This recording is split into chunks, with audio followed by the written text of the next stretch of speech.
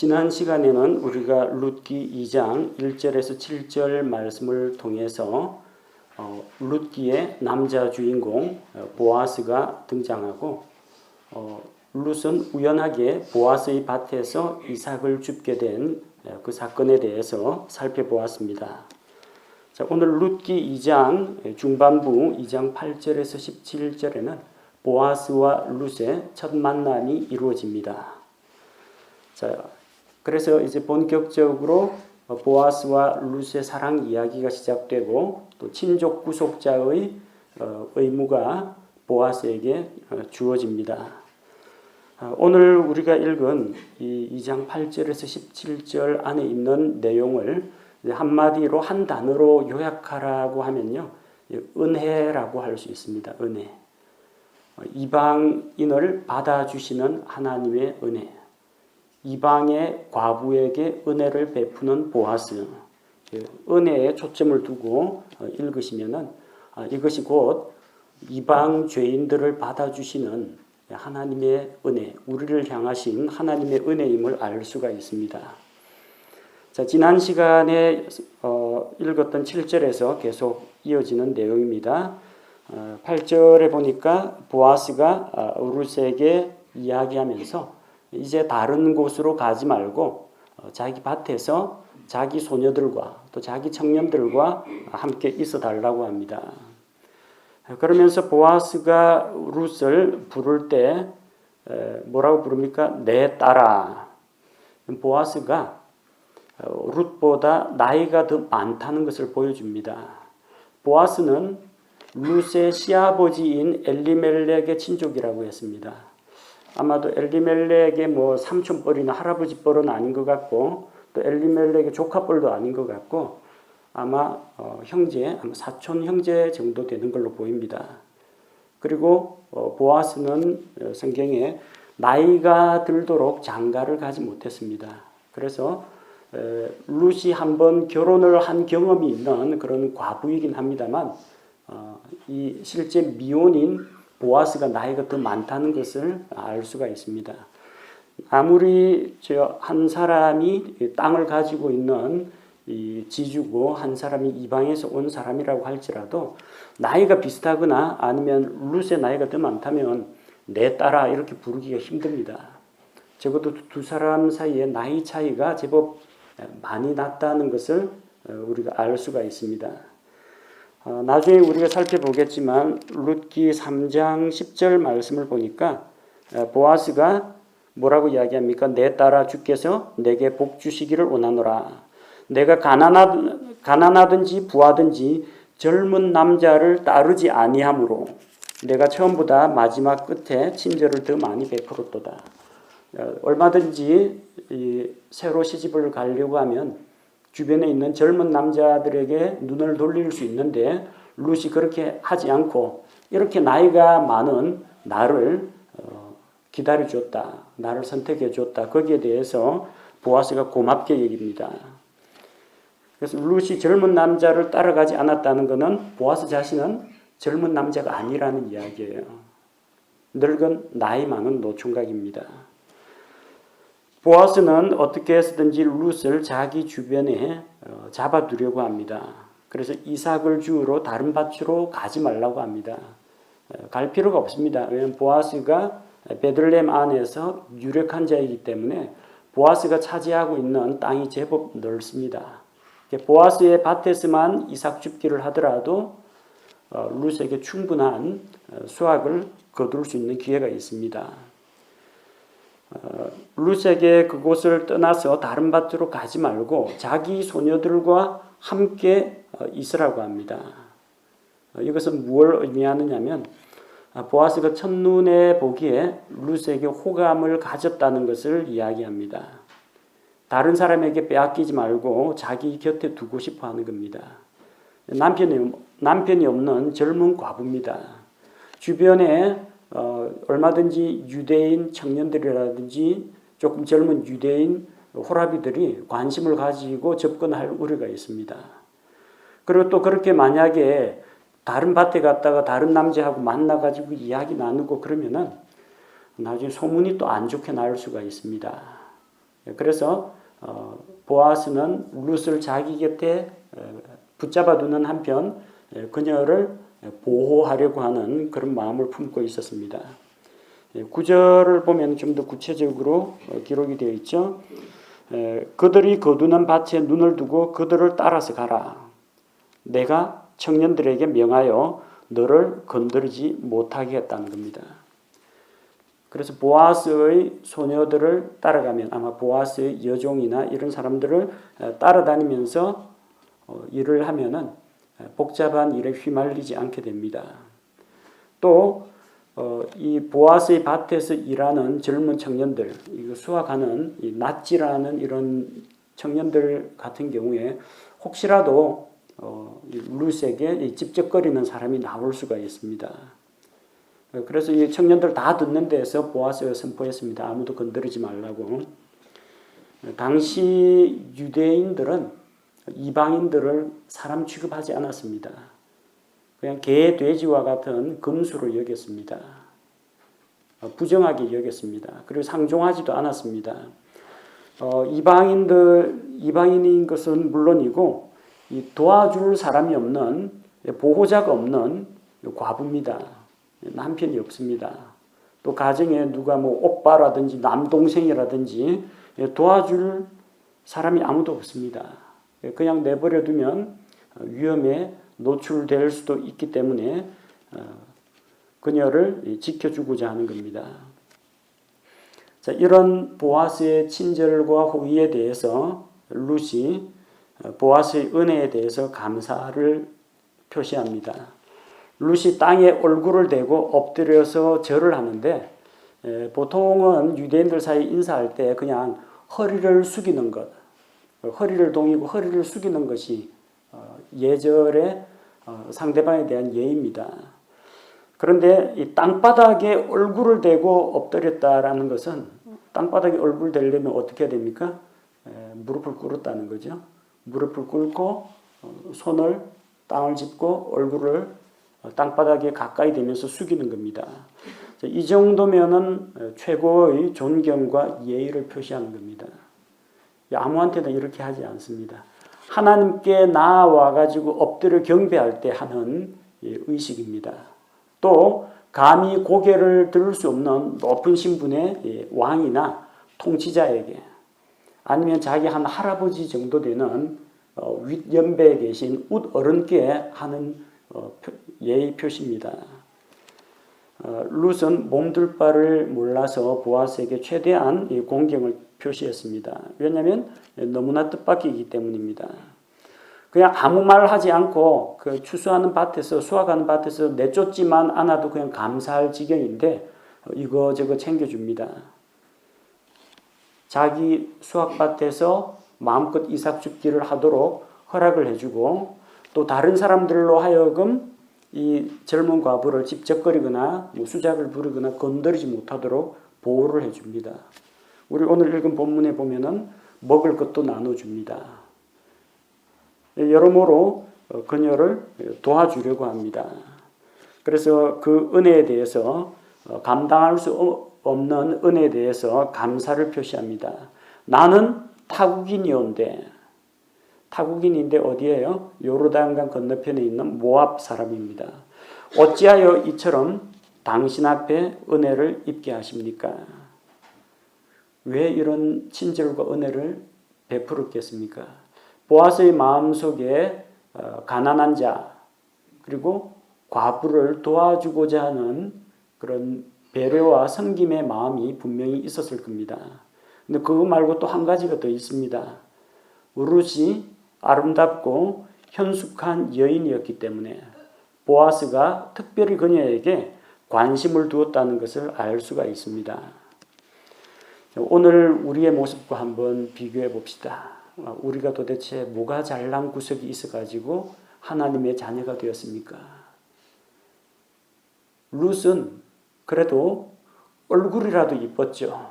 그리고 이 남자인 보아스의 눈에 호감이라도 줬죠. 우리는 하나님 앞에 전혀 호감이 아닙니다. 왕비호감입니다. 생각해 보십시오. 거룩하신 하나님 앞에서 죄로 인해서 원수가 된 자들입니다. 하나님 앞에서 선한 사람도 아니고 의로운 사람도 아닙니다. 그럼에도 불구하고 예수 그리스도께서 우리를 사랑하셔서 은혜를 베풀어 주셨습니다. 어느 정도로 곡식 좀 나눠주는 그런 정도가 아니고요.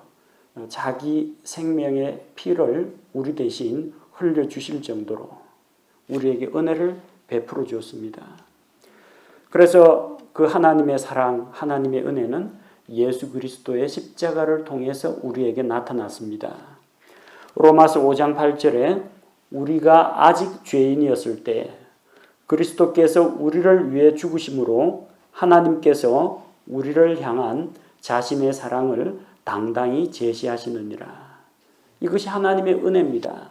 이방 여인 룻에게 보아스가 은혜를 베풀어 준 것처럼 하나님께서도 받을 만한 자격이 없는 우리에게 값없이 호의를 베풀어 주셨습니다. 죄를 용서하시고 생명을 주시고 구원하사 하나님의 자녀 삼아 주셨습니다. 은혜가 무엇입니까? 받을 만한 자격이나 가치가 없는 자에게 값없이 베풀어 주는 하나님의 선물, 호의를 말합니다. 보아스가 모압 출신의 과부 룻에게 대하는 그 호의를 통해서 하나님께서는 하나님 앞에서 연약하고 부족한 죄인인 우리에게 감당할 수 없는 사랑과 은혜를 베풀어 주시는 것을 예표로 보여주셨습니다. 자, 그리고 11절에서 13절에는 보아스가 이 하나님의 백성을 찾아서 하나님을 찾아서 이스라엘 땅으로 들어온 룻에게 그녀의 선택과 결단에 대해서 축복하는 대목입니다.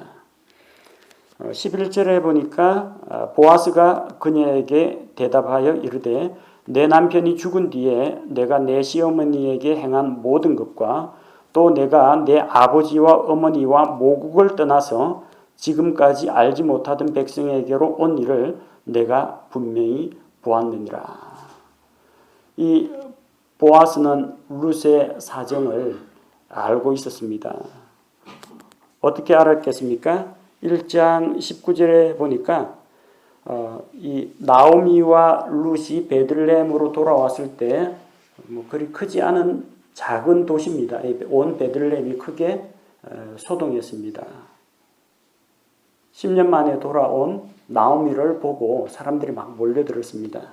아마 그때 직접 만나지는 못했을 겁니다. 직접 만났다면 이 젊은 여자는 네 집 처자냐 그렇게 물을 필요가 없죠. 지금 처음 보는 겁니다. 소문은 익히 들어서 알고 있습니다. 모압 여인 룻이 나오미를 따라 베들레헴에 들어왔다. 남편은 죽었지만 시어머니에게 지극정성으로 보살피고 섬기는 그런 젊은 과부라는 것을 소문을 들어서 알고 있습니다. 근데 사실상 이 소문이라는 건요, 좋은 소문은 잘 안 퍼집니다. 안 좋은 소문이 잘 퍼집니다. 사람들은 뒤에서 남 안 듣는 데서 뒷담화하는 것을 은근히 즐깁니다. 좋은 일보다는 나쁜 일, 추문, 비밀스러운 일 이런 것들이 주로 입소문 타고 많이 번집니다.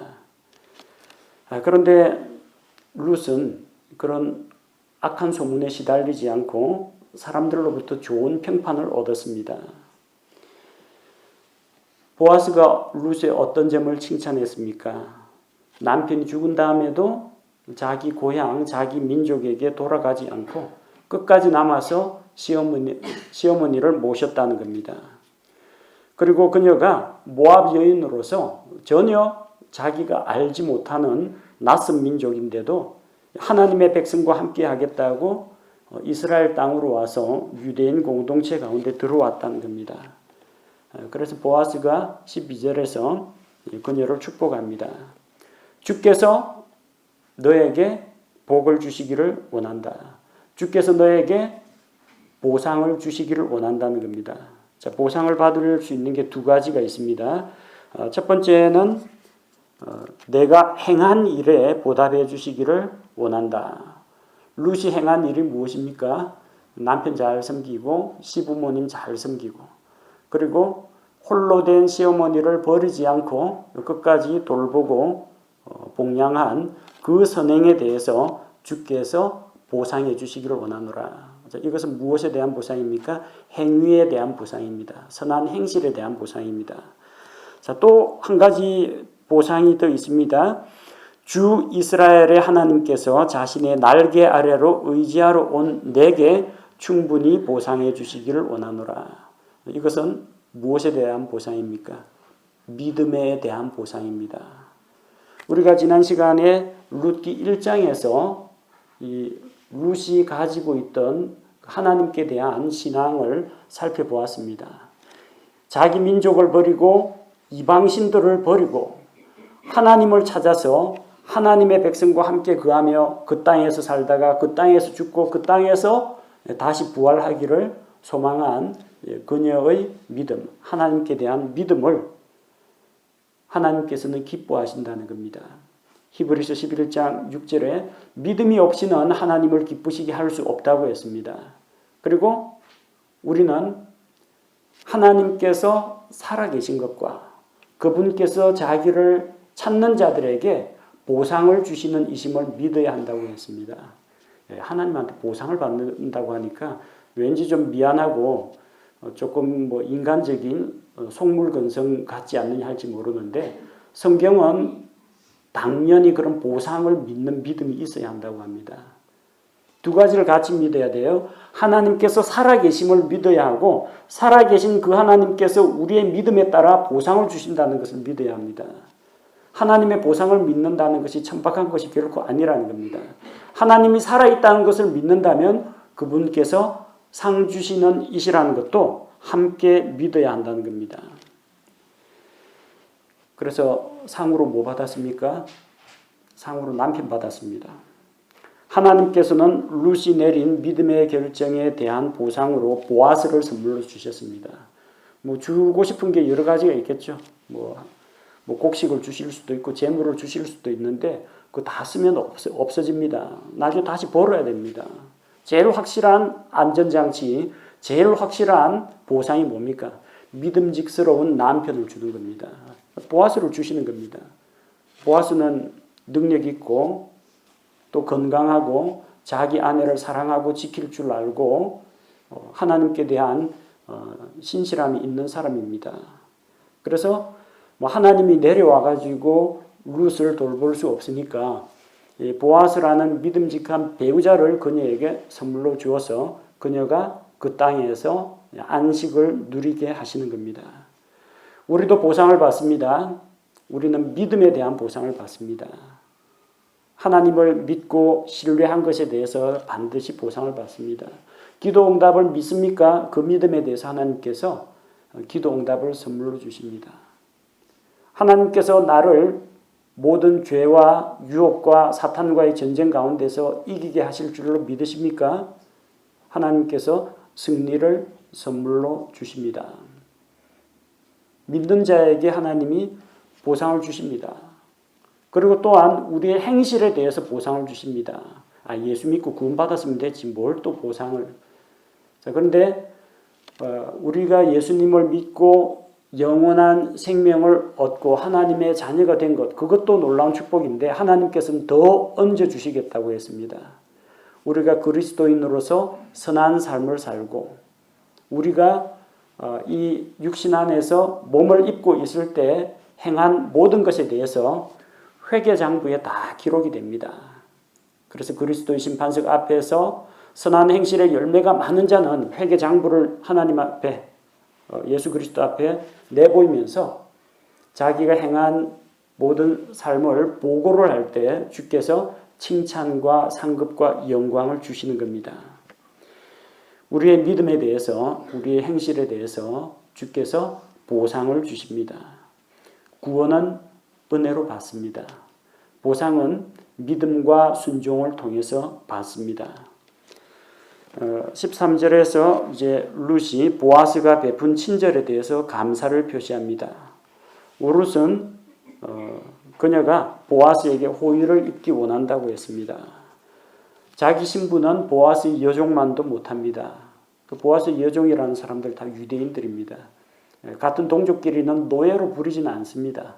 어떤 이유가 있어가지고 그 집에서 돈벌이 삼아서 여종으로서 일하는 것입니다. 그런데 룻은 이제 갓 유대인 공동체에 들어온 이방인입니다. 모압 여자입니다. 한번 결혼한 적이 있는 과부입니다. 그런데도 자기를 이렇게 친절하게 대우해주고 위로해준 것에 대해서 감사의 인사를 드리는 것입니다. 자, 그리고 14절에서 16절 보아스는 룻에게 자꾸만 뭔가 해주려고 합니다. 좋아하는 사람 생겨보십시오. 꼭 뭔가 해주고 싶어 합니다. 좋은 음식을 먹을 때도 다음에 같이 와서 함께 먹었으면 그런 생각을 합니다. 좀 그 사람에게 입히면 예쁠 것 같다, 잘 어울릴 것 같다, 그런 옷을 발견하면 꼭 사서 선물하고 싶은 마음이 생깁니다. 사랑하면은 주게 되어 있습니다. 뭘 주더라도 주게 되어 있습니다. 마음만 주는 게 아닙니다. 선물도 줍니다. 시간도 내어줍니다. 나중에 결혼하면 모든 것을 다 내어주고 내어 맡기게 됩니다. 자, 14절에서 16절 보아스가 룻에게 하나씩 뭔가를 주기 시작합니다. 처음에 뭘 줍니까? 음식을 권합니다. 룻이 곡식 뺏는 자들과 함께 앉아서 이제 보아스와 같이 음식을 먹게 됩니다. 일꾼들은 집에서 도시락을 싸오지 않습니다. 일꾼이 자기 수고한 것에 대해서 보상으로 먹을 것을 받는 것은 당연한 일입니다.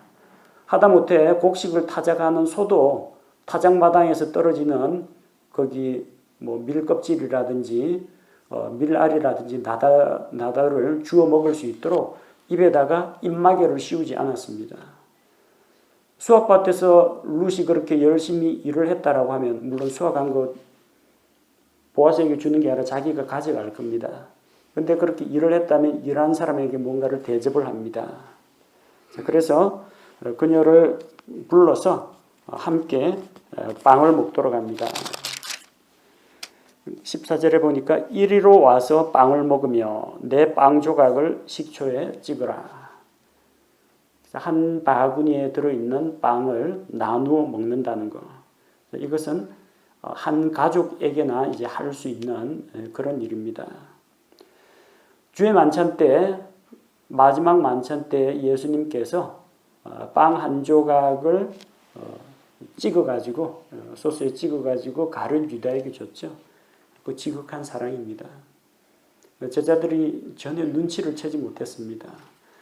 제자들이 주님을 배반하고 팔자가 누굽니까? 접니까? 아니. 접니까? 아니. 접니까? 유다가 접니까? 그래, 내가 말하였도다. 유다가 팔 거라고 이야기했잖아요. 그럼 베드로가 칼 빼갖고 이 유다를 단칼에 해치워야 마땅한데 그렇게 하지 않았죠. 왜? 예수님의 사랑에 눈이 멀어가지고 설마 유다가 상상도 못했습니다. 예수님이 친히 한 그릇에 있는 음식을 유다와 나눠 먹었습니다. 한 상에서 음식을 먹는 것만 해도 대단한 건데 한 그릇 음식을 같이 나눠 먹었다는 겁니다. 함께 음식을 먹는다. 그래서 한자어로 쓰면 식구, 먹을 식, 입구, 식구라고 합니다. 다른 말로 가족이라고 합니다. 음식을 같이 먹는다는 거 한솥밥, 한 지붕 밑에서 한솥밥 먹었다는 이야기입니다. 그래서 그녀에게 대해서 가족처럼 친근하게 대하는 보아스를 볼 수가 있습니다.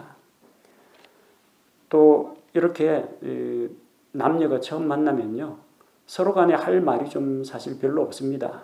서로 간에 좀 공감대도 생기고 상대방 배경에 대해서도 좀 알고 해야 대화가 발전이 되는데 그냥 만나가지고 그냥 멀뚱멀뚱 보고 있으면 관계 진전이 안 됩니다. 뭐 해야 돼요? 밥을 같이 먹어야 돼요. 음식을 같이 먹으면은 일단 먹으면 기분이 좋지 않습니까? 상대방에 대한 긴장이 풀어집니다. 경계심이 풀어집니다. 그리고 자연히 이야기거리가 나오게 됩니다. 음식 먹다 보면은. 자, 그래서 이 첫 만남에서 두 사람은 함께 이제 음식을 나누는 이런 좋은 교제 시간을 갖습니다. 그리고 보아스가 또 뭔가를 주고 싶어 합니다. 15절에서 16절. 룻에게는 알리지 않고 자기 청년들에게 이야기합니다. 이 젊은 여자가 밭에서 곡식단 사이에서 줍게 하고 내쫓거나 하지 말라고 합니다. 줍는 것을 허락합니다. 수확하는 내내 자기 청년들과 함께 있도록 합니다.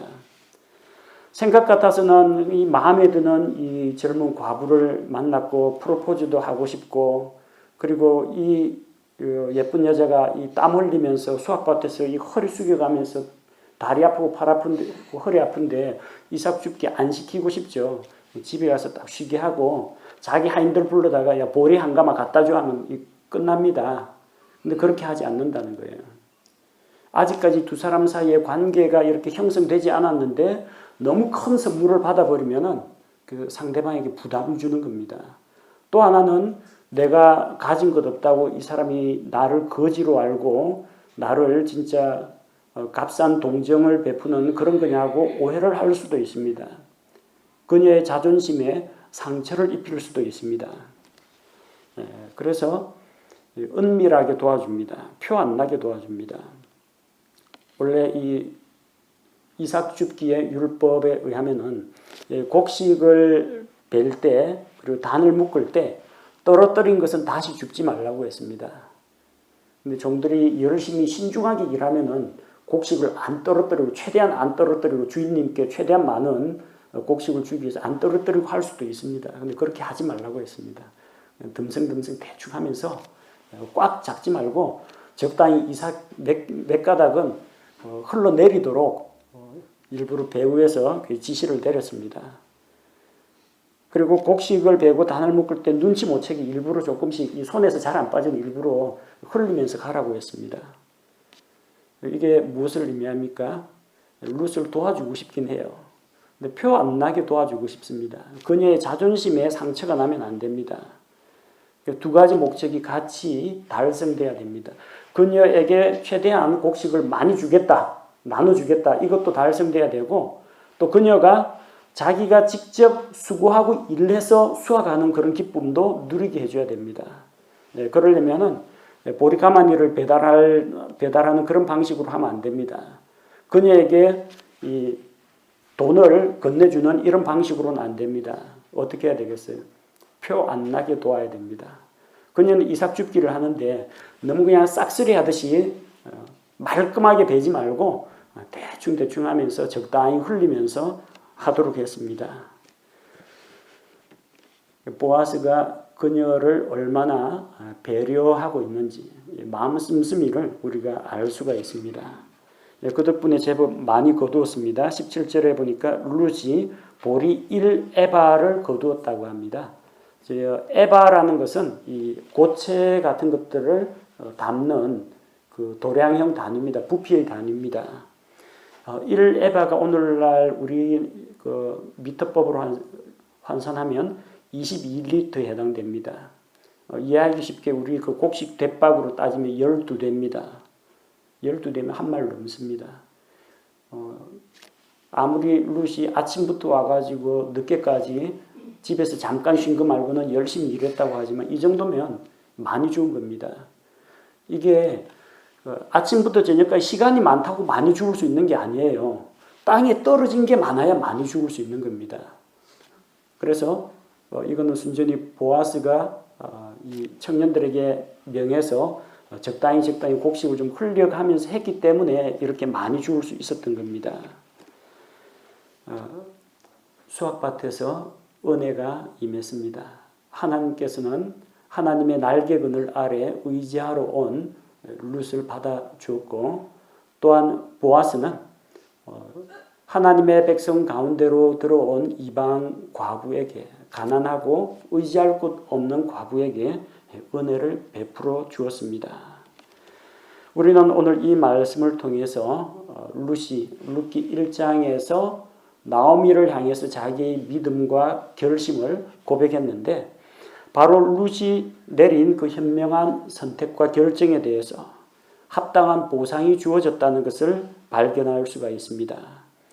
룻은 자기 민족을 버렸습니다. 모압의 신들을 버렸습니다. 그리고 주님께로 나아왔습니다. 그러자 주께서는 룻을 이스라엘 공동체 가운데로 받아주시고 또 그녀에게 가정을 주시고 경제적인 필요를 주셨습니다. 버릴 때 얻습니다. 세상에 속한 것, 죄악에 속한 것을 버릴 때 하나님께서 더 좋은 것으로 우리에게 채워주시는 것을 볼 수가 있습니다. 또 우리는 오늘 보아스의 본을 통해서 다른 사람들에게 도움을 베풀고자 할 때, 섬김과 나눔을 베풀고자 할 때 주의해야 할 점을 발견할 수가 있습니다. 다른 사람을 구제한다고 막 나눠주는 것은 현명한 방법이 아니라는 겁니다. 그 사람 입장에서 다른 사람들한테 자꾸 이제 공짜로 뭔가를 받다 보면요. 처음에는 그게 아이고 감사합니다 하는데 나중에는 누군가가 나에게 뭔가를 안 주면 서운한 마음이 듭니다. 지금쯤이면 뭔가 줄 때가 됐는데 아니 지난번에는 쌀 주더니 왜 이번에는 쌀 안 주냐 하고 오히려 마땅히 받아야 할 권리인 줄로 착각하게 됩니다. 친절과 혜택을 당연한 것으로 여기고 감사하는 마음이 없어지게 된다는 겁니다. 또 그렇게 받는 것에 길들여지면요. 그 사람은 앞으로 일하기 힘듭니다. 우리 교회도 가끔 가다가 토요일 날이면 와가지고 구걸하는 사람이 있습니다.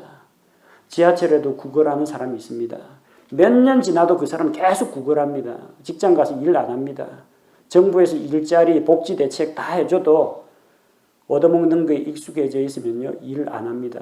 고생 안 하고도 손 내밀면 사람들이 주는데 왜 못해요? 힘들어 일하려고 하느냐. 일할 의욕이 사라집니다. 노동의 의욕도 사라지고 자립하고자 하는 의지도 사라집니다. 잘못 도와줬다가는 잘못하면 상대방을 망치는 수가 있다는 겁니다. 또 상대방 입장이나 체면도 좀 생각해 줘야지 자기 있다고 다른 사람한테 선심 쓰듯이 나눠주면요. 위화감 느낍니다. 좀 돈 많다고 나한테 돈질을 하는 거냐. 상대방을 또 비참하게 만들 수도 있다는 겁니다. 그래서 상대방의 입장과 상대방의 체면과 자존심을 좀 배려하면서 구제하는 지혜가 필요하다는 겁니다. 사람이 일하지 않고도 놀고 먹게 하거나 현금을 직접 나눠주는 그런 복지 정책은 성경의 가르침과는 맞지 않습니다. 성경은 물론 가난하고 약한 자를 도우라고 합니다. 아무리 자본주의 사회라고 할지라도 기초적인 생활에 대해서, 기초 생활에 대해서나 의료에 대해서는 사회보장제도가 필요합니다. 그걸 부정하는 건 아닙니다. 하지만 무상교육, 무료급식, 청년 실업수당, 빚진 자들 정부에서 빚탕감 정책 이런 거 해주면요. 점점 사람들을 게으르고 나태하고 자립하지 못하는 그런 사람으로 만들 우려가 있다는 겁니다. 성경의 가르침이 무엇입니까? 데살로니가 후서 3장 10절에 우리가 너희와 함께 있었을 때에도 너희에게 이같이 명령하여 누구든지 일하려 하지 아니하거든 먹지도 말라고 하였노라. 일하기 싫은 자는 먹지도 말게 하라고 했습니다. 이게 성경의 가르침입니다. 룻을 보십시오. 손 내밀지 않았습니다. 구걸하지 않았습니다. 보아스가 그런 룻을 혼자 일어서려고 하는 룻을 지혜롭게 도와주었습니다. 곡식을 직접 주지는 않지만 주어갈 수 있도록 했습니다. 보아스가 베푼 은혜는 땅바닥에 널려 있습니다. 하지만 그 은혜의 선물을 주어가는 수고는 룻이 해야만 했던 것입니다. 우리가 여기에서 하나님께서 우리에게 보여주시는 나눔과 섬김의 지혜를 배워야겠습니다.